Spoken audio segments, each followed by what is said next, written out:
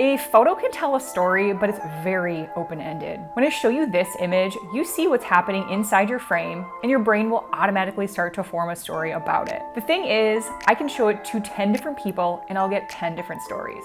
I don't have control over the story that people come up with in their minds. When you edit together a video, however, you choose and eliminate clips, you add audio, and you strategically sequence it to shape the story that you want to tell your viewer and how you want them to eventually feel. Hey, I'm Jen, I'm a family filmmaker and photographer, and I help photographers add video services to their already established photography business. This video is part 3 in my storytelling for non-scripted videos series, and you'll want to make sure that you check out the first 2 videos as well. In this video, I'll teach you the basics of storytelling structure and techniques, and how you can relate this structure to films that you create for your clients. Before we get started, be sure you check out those other videos in this series, especially the one on the 5 basic elements of storytelling. I'm going to be referencing this throughout the video today. Let's take a look at the basic structure of any story. If you start paying attention to any book you're reading, show or movie that you watch, you can start to pick out this structure. It always starts with the beginning. We want to hook the audience, introduce characters, location, concept, style. It sets your tone. It doesn't reveal the purpose, however. The middle is where we refer to as the rising action. It's a series of events that builds up to the drama and the conflict that will eventually lead to the climax. The purpose will begin to reveal itself to keep the viewers from becoming bored. Then we have the climax. The story leads to this point. Without a climax, there isn't really a purpose. This is where our characters will generally overcome the conflict, and the conflict will also be at its highest tension point. The resolution is also referred to as the falling action. This is where we get closure. This is where the storyteller can wrap up the events and they can leave us feeling a certain way. It's very strategic the way that a resolution can come about because the storyteller really has control of how you leave your audience feeling. This structure is true of any effective story, but does it always have to be in that order? We'll talk about that next, but before we do, please like this video, and if you found it helpful so far, be sure to leave a comment below with your favorite book or movie because I am dying to know. Let's move on to a few techniques used to sequence a story. The most common used in wedding or family films or anything that's non-scripted are linear and teaser. Linear is pretty self-explanatory. It's the order that events occur. I use linear a lot in family filmmaking. A teaser begins with the climax, but it doesn't tell the whole thing. Then we go back to the beginning and we fill the viewers in on how we got there. Super common in TV and films. This type of storytelling is especially popular in thrillers, suspense, and more primetime crime dramas.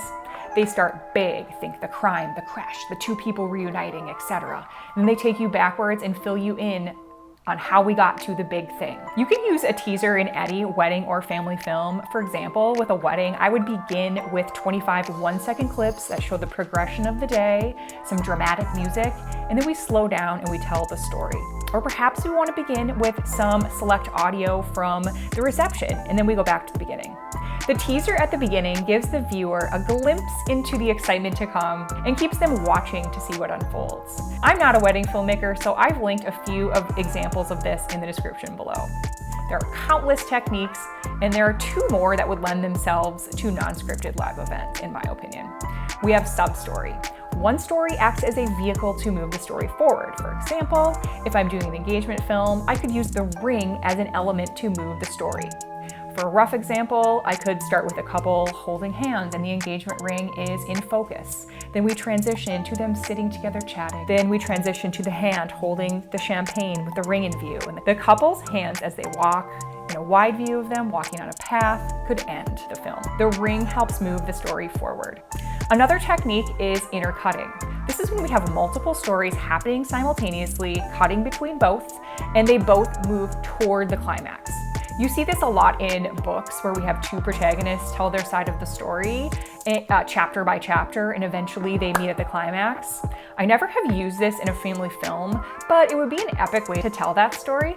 It would require a lot more planning than I normally do, and a lot more commitment on the family's part as to how we're going to go about filming, but I think it could be done. I personally don't like to micromanage the families. I like to leave room for the magic unknown to happen, and planning that much is not really going to leave that room, so I have never used that one. Now, to translate these structures and techniques to your client films, it does require a little bit of planning. I'm going to talk about filming a family since this is my specialty. As I've mentioned previously, I have my clients fill out a questionnaire talking about the family's typical day, what's most important to them. From there, I'll create a loose schedule of events that will follow throughout the session. I use the photo reflection journal to help me jot down some ideas of how I'll create the story. Will there be a climax and a rising and falling action in a family film? It depends on what we have planned. But remember, as a filmmaker, we're trying to figure out what will pull on the viewer's emotions and help keep them engaged and watching to the end. One way I've done this in the past is to have the parents write a letter to their kid or to each other. Typically within the letter, there'll be a natural conflict that arises, such as parents who tried to have a baby for a really long time and now that baby is here.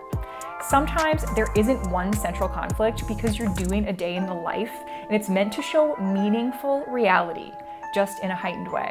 If there's not a super defined conflict, your story will still move forward, and you can even maybe show small conflicts that occur within certain activities. I gave a great example of this on the last video in Elements of Storytelling, so be sure to head back and watch that if you haven't already. As the filmmaker and editor, you get to choose the order in which you tell your story. Often the order you choose to tell the story comes to fruition in post-production, although you may have an idea for how you'd like to structure it prior to filming. It really depends on your process and how advanced you are in planning out your sessions.